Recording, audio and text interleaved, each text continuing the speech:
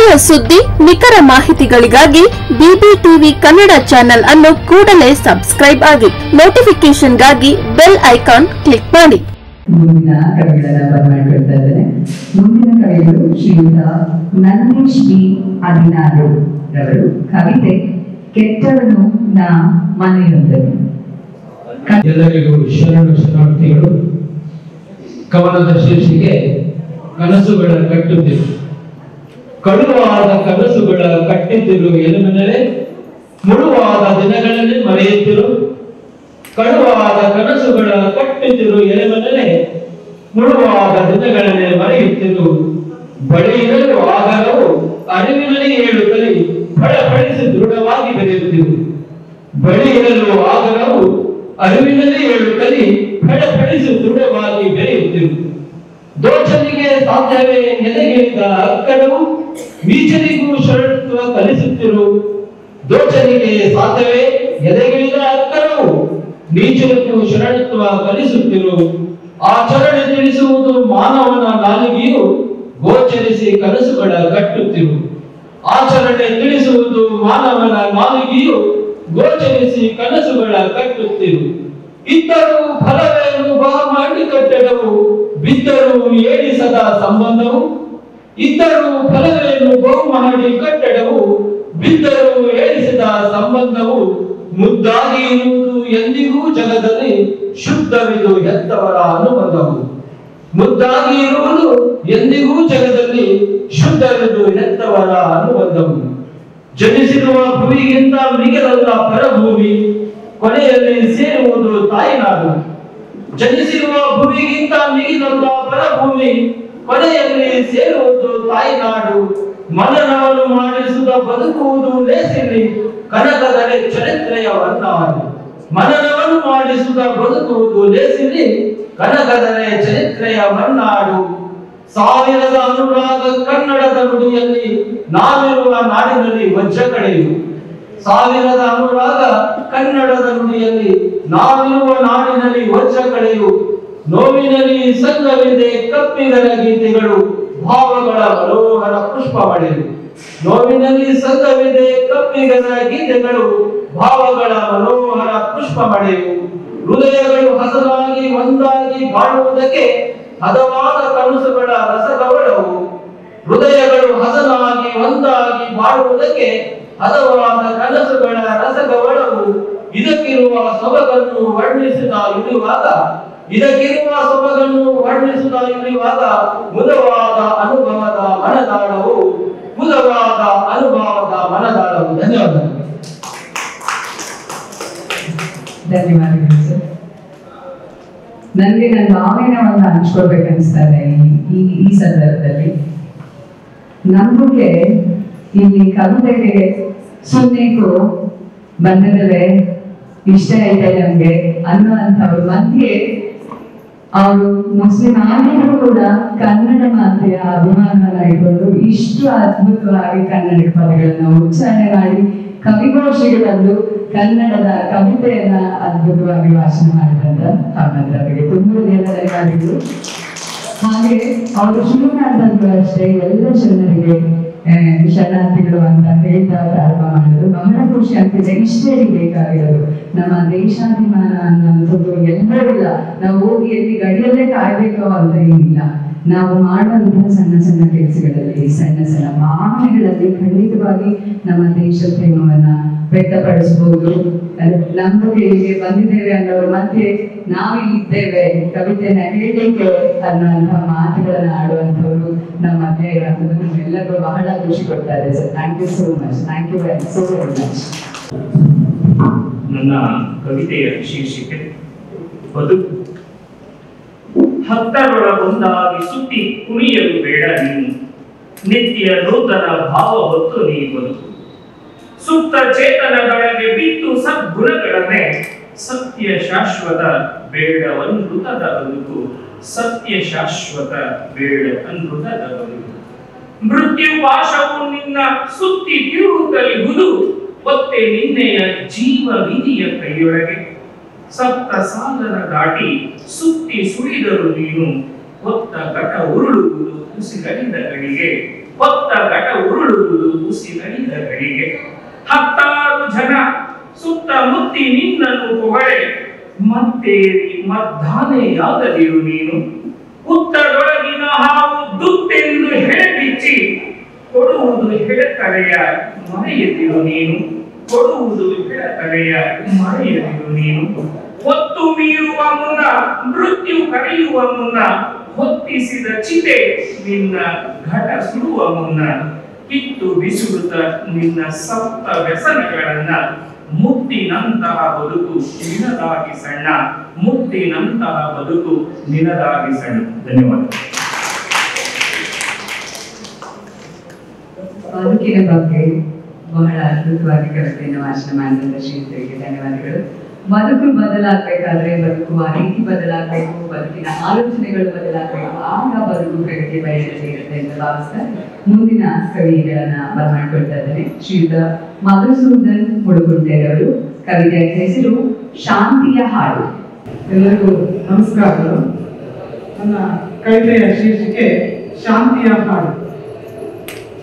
ಜಗತ್ತಿನಲ್ಲೊಂದು ಶಾಂತಿಯ ಮುಖವಿದೆ, ಅದು ಕಂಡಿತು ಬುದ್ಧ, ಬಸವ, ಗಾಂಧಿಯರು. ಜಗತ್ತಿನಲ್ಲೊಂದು ಶಾಂತಿಯ ಮುಖವಿದೆ, ಅದು ಕಂಡಿತು ಬುದ್ಧ, ಬಸವ, ಗಾಂಧಿಯರು.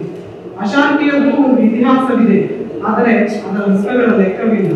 ಹಿಂಸೆಯ ಚರಿತ್ರೆ ಏರುತ್ತಲೇ ಇದೆ. ಹೆಣ್ಮಗಳ ಕಾಮುಕತನದಿಂದ ನೋಡುವ ಕಣ್ಗಳ ಕಿಚ್ಚೆಸೆದು ಕರುಣೆ ತುಂಬಬೇಕಿದೆ. ಬಡತನದ ಜೋಬಡಿಯಲ್ಲಿ ಅರಳುವ ಕುಸುಮಗಳಿಗೆ ಈ ಜಗ ಮೆಟ್ಟಿಲಾಗಬೇಕು.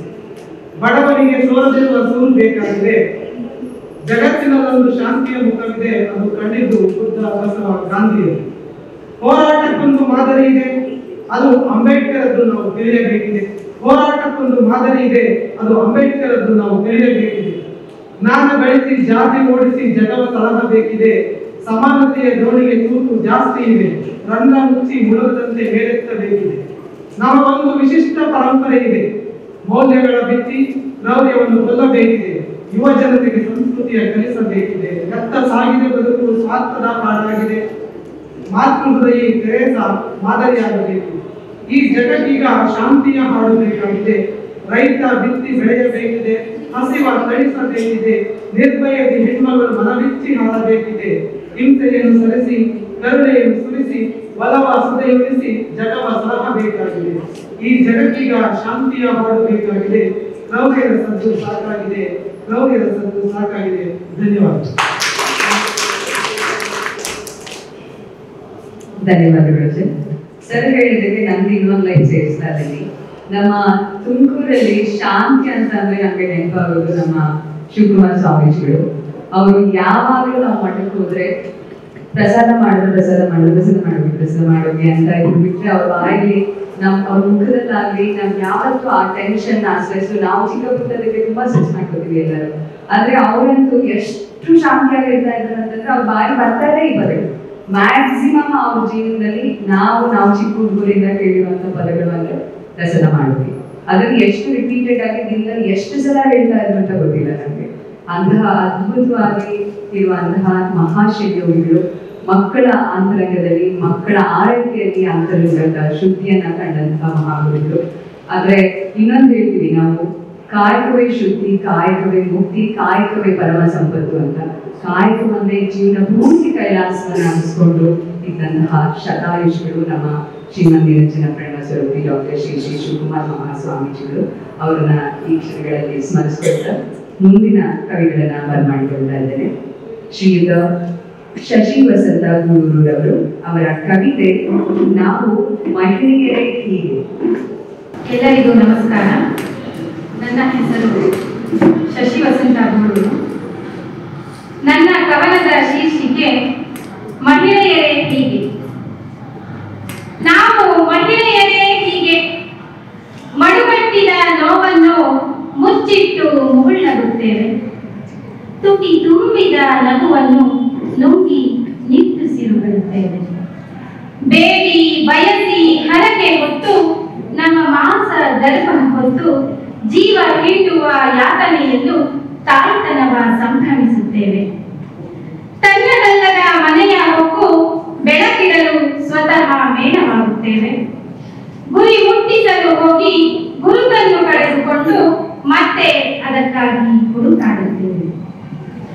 ನಮ್ಮ ಮುಟ್ಟನ್ನೇ ಮೆಟ್ಟಿಕೊಂಡು ಹುಟ್ಟಿದವರ ನಡುವೆ ನಿಂತು ನಾವೇ ಅಸ್ಪೃಶ್ಯರೆನಿಸಿಕೊಳ್ಳುತ್ತೇವೆ. ನಾವು ಮಹಿಳೆಯರೇ ಹೀಗೆ ಹಾಲುಣಿಸಿ ಬೆಳೆಸಿದ ಮೇಲೆ ಅಲ್ಲೆಲ್ಲೋ ಅನಾಥರಾಗುತ್ತೇವೆ. ಕೈ ಹಿಡಿದು ನಡೆಸುವ ಭರದಲ್ಲಿ ನಮ್ಮ ದಾರಿ ಮರೆಯುತ್ತೇವೆ. ಚರ್ಮ ಸುಕ್ಕು ಗಟ್ಟಿದ ನಂತರ ಕನ್ನಡಿಯ ಮುಂದೆ ಕಣ್ಣ ದೃಷ್ಟಿ ಮಸುಕಾದ ಮೇಲೆ ಕನಸು ಕಾಣಲು ತವಕಿಸುತ್ತೇವೆ. ನಾವು ಮಹಿಳೆಯರೇ ಹೀಗೆ ಕಾಲದ ರೈಲು ಚಲಿಸಿ ಹೋದ ಮೇಲೆ ಕೈ ಚಾಚುತ್ತೇವೆ. ಕಾಲುಗಳು ಸೋತ ಮೇಲೆ ಕುಣಿಯಲು ಹೆಜ್ಜೆ ಕಟ್ಟುತ್ತೇವೆ. ನಾವು ಮಹಿಳೆಯರೇ ಹೀಗೆ ದಾರಿಯೇ ಮುಗಿಯದೆ ಪಯಣವ ಮುಗಿಸಿ ಬಿಡುತ್ತೇವೆ. ನಮ್ಮವರ ಬದುಕಿಗಾಗಿ ನಮ್ಮನ್ನೇ ಸವೆಸಿ ಬಿಡುತ್ತೇವೆ. ನಾವು ಮಹಿಳೆಯರೇ ಹೀಗೆ ದಾರಿಯೇ ಮುಗಿಯದೆ ಪಯಣವ ಮುಗಿಸಿ ಬಿಡುತ್ತೇವೆ.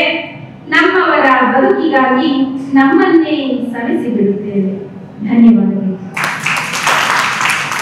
ಶೀರ್ಷಿಕೆ ಬಹಳ ಚೆನ್ನಾಗಿದೆ.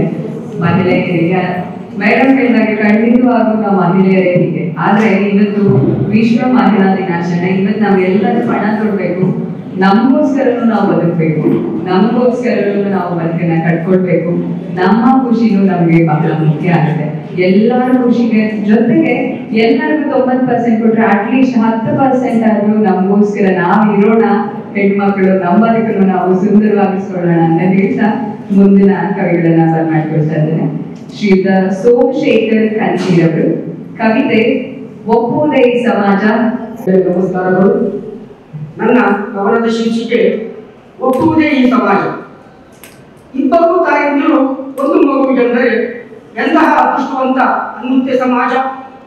ಇಬ್ಬರು ತಾಯಂದಿರು ಒಂದು ಮಗು ಎಂದರೆ ಎಂತಹ ಅದೃಷ್ಟವಂತ ಅನ್ನುತ್ತೆ ಸಮಾಜ. ಇಬ್ಬರು ತಂದೆಯರು ಒಂದು ಮಗು ಎಂದರೆ ಒಪ್ಪುವುದೇ ಈ ಸಮಾಜ. ಇಬ್ಬರು ತಂದೆಯರು ಒಂದು ಮಗು ಎಂದರೆ ಒಪ್ಪುವುದೇ ಈ ಸಮಾಜ. ಇಬ್ಬರು ಹೆಂಡತಿಯರು ಒಬ್ಬನೇ ಗಂಡನೆಂದರೆ ವಾ ರಸಿಕರ ರಾಜ ಅನ್ನುತ್ತೆ ಸಮಾಜ. ಇಬ್ಬರು ಹೆಂಡತಿಯರು ಒಬ್ಬನೇ ಗಂಡನೆಂದರೆ ವಾ ರಸಿಕರ ರಾಜ ಅನ್ನುತ್ತೆ ಸಮಾಜ. ಇಬ್ಬರು ಗಂಡಂದಿರು ಒಬ್ಬ ಹೆಂಡತಿ ಎಂದರೆ ಒಪ್ಪುವುದೇ ಈ ಸಮಾಜ.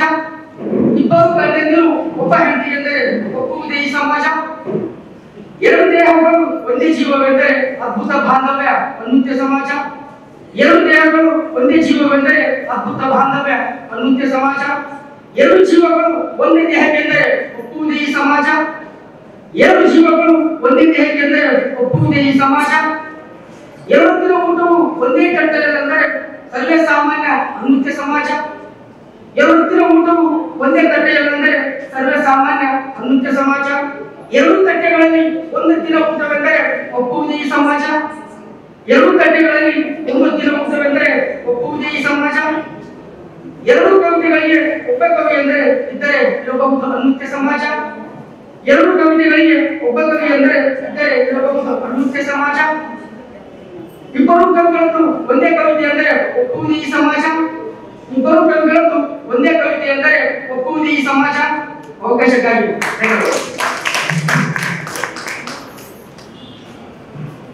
ಖಂಡಿತವಾಗಿ ಈ ಸಮಾಜ ಒಪ್ಪೋದಿಲ್ಲ ಸರ್.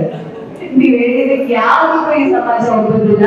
ನಾವು ಒಪ್ಪೋ ಹಾಗೆ ಮಾಡ್ಬೇಕು ಅಷ್ಟೇ, ಒಪ್ಪಿಸ್ಬೇಕು ಅಷ್ಟೇ. ಇಲ್ಲಾಂದ್ರೆ ಖಂಡಿತವಾಗಿ ಈ ಸಮಾಜ ಒಪ್ಪೋದಿಲ್ಲ. ಅದ್ ಹಿಂಗಡೆ ಹಿನ್ನೆಲೆಗಳು ಬೇರೆ ಬೇರೆ ಇರುತ್ತೆ, ಇತಿಹಾಸಗಳು ಬೇರೆ ಬೇರೆ ಇರುತ್ತೆ. ಇತಿಹಾಸ ತಿಳ್ಕೊಂಡು ನಾವು ಸಮಾಜನ ಒಪ್ಪೋ ಹಾಗೆ ಮಾಡ್ಬೇಕು. ಕೆಲವೊಂದಕ್ಕೆ ಉತ್ತರನೇ ಇಲ್ಲ ಈ ಸಮಾಜದಲ್ಲಿ. ನಾನು ನನ್ನೊಂದು ವೈಯಕ್ತಿಕವಾಗಿರುವಂತಹ ಒಂದು ಭಾವನೆನ ಹಂಚ್ಕೊಳ್ತಾ ಇದ್ದೇನೆ. ಕೆಲವೊಂದಷ್ಟು ದಿನ ನಾನು ಶಿಬಿರದಲ್ಲಿ ಕೆಲಸ ಮಾಡ್ಲಿಕ್ಕೆ ಹೋಗಿದ್ದೆ. ಅಲ್ಲಿ ಬಹಳ ಪಾವತಿ, ತುಂಬಾ ಕಷ್ಟ, ಸಂಕಟಾದಂತಹ ನೆಲೆಗಳಿಲ್ಲ, ಆಸ್ತಿ ಪಾಸ್ತಿಗಳಿಲ್ಲ. ಅಲ್ಲಿ ನಮ್ಮ ತರ ಈಸಿ ಗೋಯಿಂಗ್ ಲೈಫ್ ಇಲ್ಲ. ಭೂಮಿ ಮೇಲೆ ಕೆಳಗೆ ಆಳ ಎತ್ತರ, ಹೀಗೆ ಯಾವಾಗ ಮಳೆ ಬರುತ್ತೋ ಯಾವಾಗ ಬಿಸಿಲು ಬರುತ್ತೋ ಏನು ಗೊತ್ತಾಗಲ್ಲ. ಸೊ ಅಲ್ಲಿ ಜೀವನ ಬಹಳ ಕಷ್ಟ. ಅಲ್ಲಿ ಹೇಗಪ್ಪ ಜೀವನ ನಡೆಯುತ್ತೆ ಅಂದ್ರೆ ಅಲ್ಲಿ ಎಲ್ಲ ಸರ್ವೇ ಸಾಮಾನ್ಯ. ಹೇಗ್ ಮಾಡ್ತಾರೆ ಅಲ್ಲಿ ಅಂದ್ರೆ, ನಾನು ಟೀಚರ್ ಆಗಿ ಕೆಲಸ ಮಾಡಿದ್ದು ಅಲ್ಲಿ, ಆಮೇಲೆ ಅಷ್ಟೇ ಪ್ರಿನ್ಸಿಪಲ್ ಆಗಿ ಕೆಲಸ ಮಾಡಿದೆ ನರ್ಸಿಂಗ್ ಕಾಲೇಜಲ್ಲಿ. ಅಲ್ಲಿ ಒಬ್ರು ಹೆಣ್ಮಕ್ಳು ಬಂದ್ರು, ನನ್ನ ಸ್ಟೂಡೆಂಟ್. ಯಾಕಮ್ಮ ಬಂದಿಲ್ಲ, ಒಂದು ವಾರ ಆಯ್ತು ಕಾಲೇಜಿಗೆ ಬಂದಿಲ್ಲ, ನೀನು ಪೇರೆಂಟ್ಸ್ನ ಕರ್ಕೊಂಡು ಬರ್ಬೇಕು ಅಂತ ಹೇಳಿ. ಅವಳು ಮೇಲೆ ಬಳೆ ಪಾಪ ಅಂತ ಹೇಳಿ ಒಂದು ದೊಡ್ಡ ಮನೆ ಕರ್ಕೊಂಡು ಆಮೇಲೆ ಅವತ್ತು ಅಕ್ಸೆಪ್ಟ್ ಮಾಡಿ ಸ್ಕೂಲಿಗೆ ಸೇರಿಕೊಂಡು ಕಾಲೇಜ್ ಕ್ಲಾಸ್ ಆಯಿತು. ಮತ್ತೆ ಒಂದು ವಾರ ಬಂದಿಲ್ಲ. ಆಮೇಲೆ ಮತ್ತೆ ಕರೆದು ಇಲ್ಲ ನೀವು ಮತ್ತೆ ಹೀಗೆ ಮಾಡ್ತಾ ಇದ್ರೆ ಯಾಕಮ್ಮ ಕ್ಲಾಸಿಗೆ ಅಂತ ತಪ್ಪಿಸ್ಕೊಂಡಿದ್ದೀರಾ, ನಾವು ಇಲ್ಲ ನಿಮ್ಮ ಪೇರೆಂಟ್ಸ್ ಕರ್ಕೊಂಡು ಬರಬೇಕು. ಮತ್ತೆ ಇನ್ನೊಂದ್ಸಲ ಬಂದಾಗ ಅವರ ಚೋಟಿ ಪಾಪ ಅಂತ ಹೇಳಿ ಇನ್ನೊಬ್ಬರನ್ನ ಕರ್ಕೊಂಡು ಬಂದ್ರು. ಆಮೇಲೆ ಹೌದಾ ಆಯ್ತು ಅಂದ್ರೆ ನಾವು ನನ್ನ ಪಾಠ ಈಗ ನಾವಿಗೆಲ್ಲ ನೋಡಿರೋದು ದೊಡ್ಡಪ್ಪ ಚಿಕ್ಕಪ್ಪ ಅಂದ್ರೆ, ದೊಡ್ಡಪ್ಪ ಅಂದ್ರೆ ನಮ್ಮ ತಂದೆಯವರ ಅಣ್ಣ, ಚಿಕ್ಕಪ್ಪ ಅಂದ್ರೆ ನಮ್ಮ ತಂದೆಯವರ ತಮ್ಮ, ಆ ಥರ ಬಾಂಬೆಗಳಲ್ಲಿ ನಾವು ನೋಡಿರೋದು. ಆಮೇಲೆ 3ನೇ ಸಲ ಇದ್ರೆ ನಮ್ಮ 2ನೇ ಚೋಡೆ ಪಾಪ ಅಂತ ಕರ್ಕೊಂಡು ಬಂದ್ರು. ಮತ್ತೊಂದ್ಸಲ ನನಗೆ ಅಷ್ಟು ಚಿಕ್ಕಬೇಕಲ್ಲ, ನೀವು ಎಷ್ಟು ಚಿಕ್ಕಬರ್ತ ಮಾತಾಡೋದು ಅಂದ್ರೆ ನಿಮಗೆ ಈಗ ನೀನು ಅವೆಲ್ಲ ಕರ್ಕೊಂಬರಾಗಿಲ್ಲ, ನಿಮ್ಮ ತಂದೆನೇ ಕರ್ಕೊಂಬರ್ಬೇಕು, ನೀವು ಹೀಗೆಲ್ಲ ನಾನು ಅಲೋ ಮಾಡೋದಿಲ್ಲ ಕಾಲೇಜ್ಗೆ, ತುಂಬಾ ರೆಗ್ಯುಲರ್ ಆಗ್ತಾ ಇದ್ದೀರಾ ಅಂತ ಹೇಳಿದ್ರೆ ಮೇಡಮ್ ಇಲ್ಲ ಅವೆಲ್ಲ ನಮ್ಮ ಅಪ್ಪ ಅಂದ್ರೆ ಅಂತಾರೆ. ನನಗೆ ಆಶ್ಚರ್ಯ ಆಯ್ತು. ಎಲ್ಲರೂ ಅಪ್ಪ ಅಂದ್ರೆ ಮೂರಮ್ಮ ಆಗುತ್ತೆ, ಮೂರು ತಂದೆನ ಕರ್ಕೊಂಡ್ಬನ್ನಿ ನೀವು, ಚಿಕ್ಕಪ್ಪ ದೊಡ್ಡಪ್ಪ ಬೇಡ, ಮೂರು ತಂದೆನ ಕರ್ಕೊಂಡ್ ಬನ್ನಿ. ಅವ್ರ ಹುಡುಗಿ ಹೇಳ್ತಾಳೆ ಅವಳೇ ನಮ್ದು ಎಲ್ಲರೂ ನಾನು ತಂದನೆ ಅಂತ. ನನಗೆ ಫಸ್ಟ್ ಟೈಮ್ ನಾನು ಹೇಳಿದ್ದು ಬಹಳ ಆಶ್ಚರ್ಯ ಆಗೋಯ್ತು. ಇನ್ನೇನಿದು ಎಲ್ಲರೂ ನನ್ನ ತಂದನೆ ಅಂತ ಹೆಂಗಾಗುತ್ತೆ, ಓ ಹಂಗೆ ಚಿಕ್ಕಪ್ಪ ಮಕ್ಕಳು ಅಂತ ಅನ್ಕೊಂಡಿದ್ರು. ಇಲ್ಲ ನಿಮ್ಮ ತಾಯಿ ಯಾರಮ್ಮ, ಒಬ್ರೆ, ತಂದೆ ಎಷ್ಟು ನಮ್ಮ 5 ಜನ ಅಪ್ಪ ಅಂತಾರೆ. ಅಲ್ಲಿ ಹೇಗಪ್ಪ ಸಂಸ್ಕೃತಿ ಅಂದ್ರೆ ಚೋಟೆ ಶಿಮ್ಲಾ ಬಡ ಶಿಮ್ಲಾ ಅಂತಿದೆ, ಕೆಳಗಡೆ ಮೇಲ್ಗಡೆ ಚಿಕ್ಕದು ದೊಡ್ಡದು ಆ ಥರ. ಅಲ್ಲಿ ಎಷ್ಟು ಕಷ್ಟ ಅಂದ್ರೆ ಒಂದು ಮನೆ ಇದ್ರೆ ಆ ಮನೆಯಲ್ಲಿ ಆಸ್ತಿ ಪಾಸ್ತಿ ಅಂದ್ರೆ ತುಂಬಾ ಕಡಿಮೆ, ದುಡ್ಡಿಗೆ ಅಲ್ಲಿ ಜಾಗ ಇಲ್ಲ, ಅವಕಾಶಗಳಿಲ್ಲ. ಹಾಗಾಗಿ 5 ಜನ ಗಂಡು ಮಕ್ಕಳಿಗೆ 5 ಜನ ಹೆಣ್ಮಕ್ಳನ್ನ ಒಂದು ಮದುವೆ ಮಾಡಿದ್ರೆ ಆಸ್ತಿ ಎಲ್ಲ ಹಂಚ್ಕೊಂಡು ಚಿನ್ನ ಮಾಡಿಸೋದೇ ಕಷ್ಟ ಅಂತ ಹೇಳಿ 5 ಜನ ಹೆಣ್ಮಕ್ಳಿಗೆ ಅಥವಾ 3 ಜನ, ಎಷ್ಟು ಜನ ಗಂಡು ಇರ್ತಾರೋ ಅಷ್ಟು ಜನಕ್ಕೆ 3 ಜನ ಗಂಡು ಮಕ್ಕಳಿದ್ರೆ 3 ಜನಕ್ಕೆ ಸೇರಿ ಒಬ್ಬರೇ ಹೋಗಿ. ಹೌದು, ಈ ಪ್ರಾಕ್ಟಿಕಲ್ ಆಗ್ತಾ ಇದೆ. ಆಮೇಲೆ ಆ ಮಕ್ಕಳು ಯಾರು ಅಂತ ಅವರು ತಿಳ್ಕೊಳ್ಳೋದಕ್ಕೂ ಕುತೂಹಲ ಇಲ್ಲ, ತಿಳ್ಕೊಳ್ಳೋದಕ್ಕೂ ಯಾರು ಇಷ್ಟಪಡೋದಿಲ್ಲ. ಆಗುವಂತ ಮಕ್ಕಳನ್ನ ಎಲ್ಲರೂ ಸೇರಿ ನನ್ನ ಮಕ್ಕಳು ಅಂತಾನೆ ಸಾಕ್ತಾರೆ. ಹಾಗೆ ಬದುಕ್ತಾ ಇದ್ದಾರೆ ಕೂಡ. ಬಹಳ ಖುಷಿ ಆಗುತ್ತೆ. ಅಂದ್ರೆ ಅಲ್ಲಿ ತಾರತಮ್ಯ ಇಲ್ಲ, ಒಂದ್ ಮನಸ್ತಾಪಗಳಿಲ್ಲ, ಮುಕ್ತವಾಗಿ ಅದನ್ನ ತಪ್ಪಾಗಿಯೂ ಕೂಡ ಅವ್ರು ಯಾರು ಭಾವಿಸ್ಕೊಂಡಿಲ್ಲ, ಮಕ್ಕಳು ಕೂಡ ತಪ್ಪಾಗಿ ಭಾವಿಸ್ಕೊಂಡಿಲ್ಲ. ಈ ಸರ್ ಹೇಳಿದಾಗೆ 2 ಗಂಡಂದ್ರಿಗೆ ಒಬ್ಬಳ ಹೆಂಡತಿ ಅಂದ್ರೆ ನಾವು ಅಕ್ಸೆಪ್ಟ್ ಮಾಡೋದಿಲ್ಲ ನಮ್ಮ ಸಮಾಜದಲ್ಲಿ. ಅವ್ರು ನೋಡೋ ದೃಷ್ಟಿಗೆ ಬೇರೆ, ಓಡಗಣಲ್ಲೇ ಸುಟ್ಟಾಕ್ಬಿಡ್ತೀವಿ ಅವ್ರನ್ನ, ಹೌದಲ್ಲ? ಆದ್ರೆ ನೋಡ್ದಲ್ಲೇ ಸುಟ್ಬಿಡ್ತೀವಿ ಸರ್. ಅವ್ರ ಪಾಪ ಅವ್ರು ಸುಟ್ಟೋಗಿರೋದ್ರ ಭಾವನೆಗಳು ಅವ್ರ ಮನಸ್ಸಲ್ಲೂ ಬಂದೋಗ್ಬಿಟ್ಟಿರುತ್ತೆ. ಅವ್ರ ಮನಸ್ಸಲ್ಲಿ ಇಂಥದೇ ಇದ್ರು ಕೂಡ ಅವ್ರು ಪರಿಶುದ್ಧವಾಗಿ ಪ್ರೀತಿ ಮಾಡ್ತಾ ಇದ್ರು ಕೂಡ ಆ ಪ್ರೀತಿ ಭಾವನೆಗಳನ್ನ ಅದು ಶ್ರೇಷ್ಠ ಅಂತ ಅನ್ಕೊಳ್ಳೋಕೆ ಅವ್ರನ್ನ ನಾವು ಬಿಡೋದೇ ಇಲ್ಲ. ಸೊ ಹಾಗೆ ಅವ್ರನ್ನ ಟ್ರೀಟ್ ಮಾಡಿ ನೋಡ್ಬಿಡ್ತೀವಿ. ಆದ್ರೆ ಕಾಲ, ಸಮಾಜ ಹೇಗೆ ಸೃಷ್ಟಿಯಾಗಿರುತ್ತೋ ಹಾಗೆ ನಮ್ಮ ಭಾವನೆಗಳು ಸೃಷ್ಟಿಯಾಗಿರುತ್ತೆ. ಒಂದು ಮನಸ್ಸಿಂದ ಇಬ್ಬರನ್ನ ಪ್ರೀತಿ ಮಾಡಿದ್ರೆ, ಈಗ ತಾಯಂದ್ರೆ ಇಬ್ರು ಅಂದ್ರೆ ನಾವು ಪ್ರೀತಿ ಮಾಡೋದಿಲ್ಲ, ಹಾಗೆ ಪ್ರೀತಿ ಹಂಚ್ಕೊಳ್ಳಿಕ್ಕೆ, ಮನಸ್ಸನ್ನ ಹಂಚ್ಕೊಳ್ಳಿಕ್ಕೆ ಅದರಲ್ಲಿ ಯಾವ್ದ ಕಲ್ಮಶನ ಕೂಡ ಇರೋದಿಲ್ಲ. ಭಾವನೆಗಳು ಮುಖ್ಯ ಆಗುತ್ತೆ ಅಷ್ಟೇ, ನಮ್ಮ ಚಲನವಲನಗಳು ಮುಖ್ಯ ಆಗುತ್ತೆ ಅಷ್ಟೇ ಅಂತ ಹೇಳ್ತಾ ಮುಂದಿನ ಕವಿತೆಗೆ ಹೋಗೋಣ. ಶ್ರೀಧರ್ ಶಶಿಧರ್ ಎಸ್ ದೇವನಹಳ್ಳಿ ಅವರು ಇದ್ರೆ ದಯಮಾಡಿ ವೇದಿಕೆ ಹತ್ರ ಬರಬೇಕು.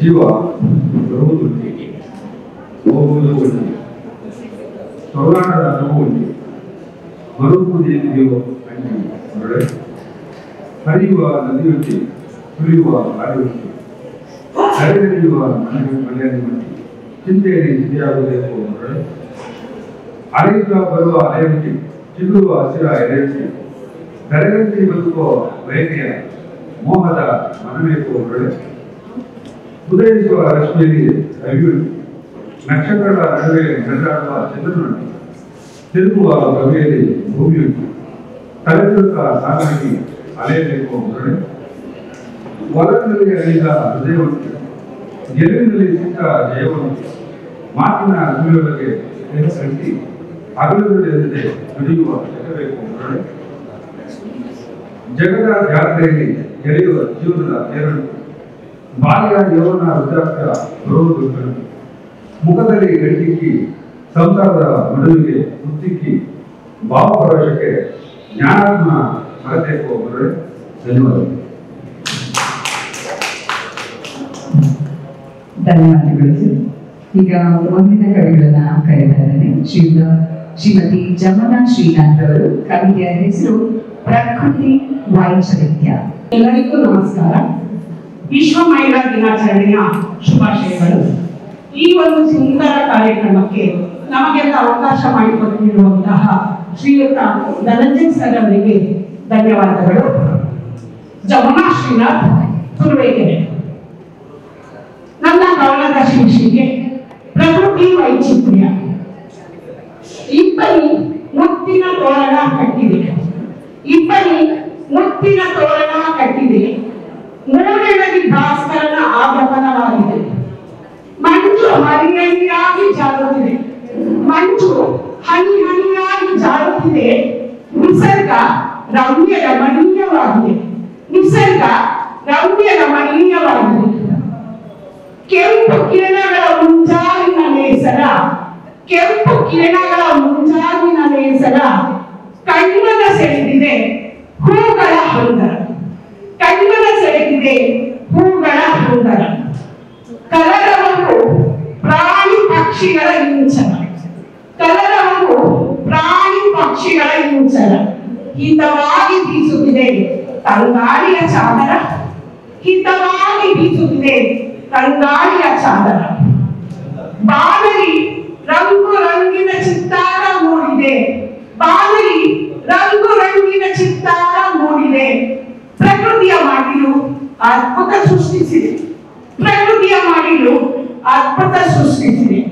ಭೂತಾಯಿ ಹಸಿರ ಹೊದಿಕೆ ಹೊತ್ತಿದೆ, ದರೆಯು ಮನಮೋಹಕವಾಗಿದೆ, ದರೆಯು ಮನಮೋಹಕವಾಗಿದೆ. ಜೀವ ಸಂಕುಲದ ಸಂಚಲನ ಚೈತನ್ಯಗಳು, ಜೀವ ಸಂಕುಲದ ಚೈತನ್ಯ, ಜೀವ ಸಂಕುಲದ ಸಂಚಲನ ಚೈತನ್ಯಗಳು. ಹೊಸತನದ ಹೊಂಬೆಳಕು ನಸುಕಿನೊಳು, ಹೊಸತನದ ಹೊಂಬೆಳಕು ನಸುಕಿನೊಳು. ಹಾಡುತ್ತಿದೆ ತೆರೆಮರೆಯಲ್ಲಿ ಕೋಗಿಲೆಗಳು, ಹಾಡುತ್ತಿದೆ ತೆರೆಮರೆಯಲ್ಲಿ ಕೋಗಿಲೆಗಳು. ನರ್ತಿಸುತ್ತಿವೆ ವರ್ಣರಂಜಿತ ನವಿಲುಗಳು, ನರ್ತಿಸುತ್ತಿವೆ ವರ್ಣರಂಜಿತ ನವಿಲುಗಳು. ಎತ್ತ ನೋಡಿದರತ್ತ ಸೊಬಗು ಶೃಂಗಾರವು, ಪ್ರಕೃತಿ ಮಾತೆಗೆ ಚೆಲುವ ಸಿಂಧೂರವು, ಪ್ರಕೃತಿ ಮಾತೆಗೆ ಚೆಲುವ ಸಿಂಧೂರವು. ವರ್ಣನಿಗೆ ಸಿಲುಕದು ಸೃಷ್ಟಿ ಸಿಂಗಾರವು, ವರ್ಣನಿಗೆ ಸಿಲುಕದು ಸೃಷ್ಟಿ ಸಿಂಗಾರವು. ಭೂರಮೆಯೊಡನೆಲಿ ಇಳಿದಿದೆ ಸಗ್ಗವು, ಭೂರಮೆಯೊಡನೆಲಿ ಇಳಿದಿದೆ ಸಗ್ಗವು. ಜನಜೀವನದ ಜಂಜಾಟ ಆರಂಭವಾಗಿದೆ. ನೀರಿನ ಹೊತ್ತು ರೈತನ ಸವಾರಿ ಹೊರಟಿದೆ, ನೀರಿನ ಹೊತ್ತು ರೈತನ ಸವಾರಿ ಹೊರಟಿದೆ. ಚೆಲುವಿನ ಲೋಕವು ದೇವರ ವರವಾಗಿದೆ, ಚೆಲುವಿನ ಲೋಕವು ದೇವರ ವರವಾಗಿದೆ. ಪರಿಸರ ಕಾಪಾಡುವುದು ನಮ್ಮೆಲ್ಲರ ಕರ್ತವ್ಯವಾಗಿದೆ, ಪರಿಸರ ಕಾಪಾಡುವುದು ನಮ್ಮೆಲ್ಲರ ಕರ್ತವ್ಯವಾಗಿದೆ. ಧನ್ಯವಾದಗಳು. ಪ್ರಕೃತಿ ಬಗ್ಗೆ ಅದ್ಭುತವಾಗಿ ವರ್ಣಿಸಿದಂತ ಶ್ರೀಗಳಿಗೆ ಧನ್ಯವಾದಗಳನ್ನ ಹೇಳ್ತಾ, ನಿಜವಾಗ್ಲೂ ಏನ್ ಅನಿಸ್ತದ ಗೊತ್ತಾ, ಈ ವೇದಿಕೆಯಲ್ಲಿ ನಾವು ಆಗ್ಲಿಂದ ನೋಡ್ತಾ ಇದ್ದೇವೆ 15 ವರ್ಷದ ಹುಡುಗಿ ಕೂಡ ಭಾಷಣ ಮಾಡ್ತಾ ಇದ್ದಾರೆ, 50 ವರ್ಷದ ಲೇಡಿ ಕೂಡ ಭಾಷಣ ಮಾಡ್ತಾ ಇದ್ದಾರೆ, ಹಾಗೆ 60 ವರ್ಷದ ಯುವಕರು ಕೂಡ ಭಾಷಣ ಮಾಡ್ತಾ ಇದ್ದಾರೆ. ಹಾಗೆ ಇಲ್ಲಿ ಕೂತಿರೋರು ಎಲ್ಲ ಅವ್ರ ಸರ್ ಆಗಲೇ ಇನ್ನೊಂದು ಹೇಳಿದ್ರು ಅವ್ರ ಮಾತು ನಮ್ಮ ಹೆಸರು ಆಕಳಿಸ್ತಾ ಕೂರು 1000 ಜನಕ್ಕಿಂತ ಆಸಕ್ತಿಯಿಂದ ಕೂರು 3 ಜನ ಸಾಕು, 30 ಜನ ಸಾಕು ಅಂತ. ಖಂಡಿತವಾಗಿ ಎಲ್ಲ ಒಂದೊಂದು ಕವಿತೆಗಳನ್ನ ವೇದಿಕೆ ಮೇಲೆ ಕೂತ್ಕೊಂಡು ನೋಡ್ತಾ ಇದ್ದೀನಿ. ಎಸ್ಪೆಷಲಿ ನಮ್ಮ ಫ್ರಂಟ್ ಲೈನ್ ಅಲ್ಲಿ ಕೂತಿದ್ದಂತ ಸರ್ಗಳು, ಈ ಕಡೆ ಕೂತಿರುವಂತ ಹೆಣ್ಮಕ್ಳು, ಒಂದೊಂದು ಕವಿತೆಯೂ ಕೂಡ ಬಹಳ ಶ್ರದ್ಧೆಯಿಂದ ಕಿವಿಗೊಟ್ಟು ಒಂದೊಂದು ಪದನು ಅವರ ಕಣ್ಣಲ್ಲೇ ಇಳಿಸ್ಕೊತಾ ಇದ್ದಾರೆ, ಕಿವಿಯಲ್ಲಿ ಇಳಿಸ್ಕೊತಾ ಇದ್ದಾರೆ. ಜೊತೆಗೆ ಅವರ ಪದಗಳು ಹೇಗೆ ಚೇಂಜ್ ಆಗುತ್ತೋ ಹಾಗೆ ಅಲ್ಲಿ ಕೂತಿರೋರ ಮುಖದಲ್ಲಿ ಭಾವನೆಗಳು ಕೂಡ ಚೇಂಜ್ ಆಗ್ತಾ ಇದೆ. ಅಲ್ಲಿ ಅವರಿಗೆ ಖುಷಿ ಆದಾಗ, ಅವ್ರು ಹೇಳ್ತಾ ಇರೋದು ಕರೆಕ್ಟ್ ಅಂತ ಅನಿಸ್ದಾಗ ಅಥವಾ ತಪ್ಪು ಅಂತ ಅನಿಸ್ದಾಗ ಮುಖದಲ್ಲಿ ಆ ಭಾವನೆಗಳು ಕೂಡ ಬದಲಾಗ್ತದೆ. ಅಂದ್ರೆ ಅಷ್ಟರ ಮಟ್ಟಿಗೆ ಇಲ್ಲಿ ಕೂತಿರುವಂತಹ, ಇಲ್ಲಿ ಬಂದಿರುವಂತಹ ಕವಿಗಳು ಕವಿಯತ್ರಿಗಳು ಈ ಕಾರ್ಯಕ್ರಮದಲ್ಲಿ ಇನ್ವಾಲ್ವ್ ಆಗಿದ್ದಾರೆ. ಇದೊಂದು ಅದ್ಭುತವಾಗಿರುವಂತಹ ವೇದಿಕೆ. ಇಲ್ಲಿಂದ ಬಹಳಷ್ಟು ಪ್ರತಿಭೆಗಳು ಈ ಬೆಂಕಿಯ ಬಲೆಯ ದಿನಪತ್ರಿಕೆಯ ಅಡಿಯಲ್ಲಿ ಭವಿಷ್ಯವನ್ನ ರೂಪಿಸ್ಕೊಳ್ಬಹುದು. ಇಲ್ಲಿಂದಲೇ ನಿಮ್ಮ ದಾರಿ ಶುರುವಾಗಬಹುದು. ಸೊ ಅಂತಹ ಅವಕಾಶವನ್ನ ಮಾಡಿಕೊಟ್ಟಿರುವಂತಹ ಸಂಪಾದಕರಾದಂತಹ ಶ್ರೀ ಧನಂಜಯ ಸರ್ ಅವರಿಗೆ ನಾವು ಎಲ್ಲರೂ ನಿಜವಾಗ್ಲೂ ಕೃತಜ್ಞತೆಯ ಚಪ್ಪಾಳೆಯನ್ನ ನೀಡಬೇಕು ಅಂತ ಹೇಳ್ತಾ ಮುಂದಿನ ಕವಿಗಳನ್ನ ಬರಮಾಡಿಕೊಳ್ತಾ ಇದ್ದೇನೆ. ಶ್ರೀಮತಿ ಸುಮಾ ಪ್ರಸಾದ್ ರವರು ಕವಿತೆ ಕನ್ನಡದ ಕಂಪು. ಎಲ್ಲರಿಗೂ ನಮಸ್ಕಾರ. ನನಗೆ ಇಂಥ ಮಹಿಳಾ ದಿನಾಚರಣೆ ದಿವಸ ಇಂಥ ಒಂದು ಅವಕಾಶ ಮಾಡಿಕೊಟ್ಟ ಬೆಂಕಿಯ ಬಲೆಯ ಧನಂಜಯ ಸರ್ಗೂ ತುಂಬ ಹೃದಯದ ಧನ್ಯವಾದಗಳು. ಎಲ್ಲ ಸೋದರಿಯರಿಗೂ ಮಹಿಳಾ ದಿನಾಚರಣೆಯ ಶುಭಾಶಯಗಳು. ಕನ್ನಡದ ಕಂಪು. ಕನ್ನಡದ ಕಂಪಿದು ಹರಡಿದೆ ಎಲ್ಲೆಂದು, ಇಂಪಿದು ಹೋಗಿಲೆ ದನಿಗಿಂತ ಮಿಗಿಲು. ಪದಮಾಲೆಯ ಸೌಂದರ್ಯ ಎನಿದು ಚಂದ, ವರ್ಣಮಾಲೆಯ ಮಾಧುರ್ಯ ಕರ್ಣಾನಂದ. ಪದ ಪದಕ್ಕೆ ಮುತ್ತಿಟ್ಟು ಪದ್ಯವಾಗಿ, ಕಬ್ಬಿಗೆ ಹೃದಯಿಂದುದಿಸಿ ಕಾವ್ಯವಾಗಿ, ಕವಿತೆ ಸರಸರನೆ ಹರಿಯುವ ಝರಿಯಾಗಿ, ಭಾವಲಹರಿಯ ಅಮೃತ ವರ್ಷಿಣಿಯಾಗಿ, ಜನಪದದ ನೀತಿಯ ಒಗಟು ಒಡಪಾಗಿ, ಬೇಸರದ ಬದುಕ ಬೆಳಗು ಭಾಸ್ಕರನಾಗಿ, ದಾಸಪದ ತತ್ವಪದ ಸ್ಫೂರ್ತಿ ಸೆಲೆಯಾಗಿ, ಕೊರಳ ಕೊನರಿಸುವ ಜೀವ ಚೈತನ್ಯವಾಗಿ, ಸಹ್ಯಾದ್ರಿಯ ಸಿರಿಮಲೆಗಳಲ್ಲಿ ಗಂಧ ಹೊತ್ತ ತಂಗಾಳಿಯಲ್ಲಿ, ನದಿ ಸಾಗರಗಳ ಅಲೆಗಳಲ್ಲಿ ಕನ್ನಡವೇ ತುಂಬಿದೆ ಎಲ್ಲೆಡೆಯಲ್ಲಿ. ಕನ್ನಡವಿದು ಬರೀ ಭಾಷೆಯಲ್ಲ, ಎದೆಯಾಳದ ಮಧುರ ಭಾವವು, ತುಟಿ ಮೇಲಿನ ಹುಸಿ ಶಬ್ದವಲ್ಲ, ಹೃದಯ ಸ್ಪರ್ಶಿ ಮೃದು ಸ್ಪಂದನ. ಕನ್ನಡವಿದು ಬರೀ ಭಾಷೆಯಲ್ಲ, ಎದೆಯಾಳದ ಮಧುರ ಭಾವವು, ತುಟಿ ಮೇಲಿನ ಹುಸಿ ಶಬ್ದವಲ್ಲ, ಹೃದಯ ಸ್ಪರ್ಶಿ ಮೃದು ಸ್ಪಂದನ. ಇಂತಹ ಒಂದು ಸದಾವಕಾಶಕ್ಕಾಗಿ ಧನ್ಯವಾದ.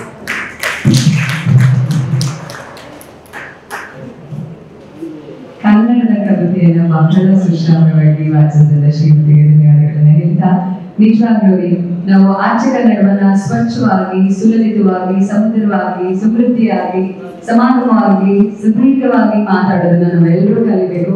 ಕನ್ನಡಕ್ಕೆ ಕನ್ನಡದೇ ಆದಂತಹ ಕಂಪಿದೆ.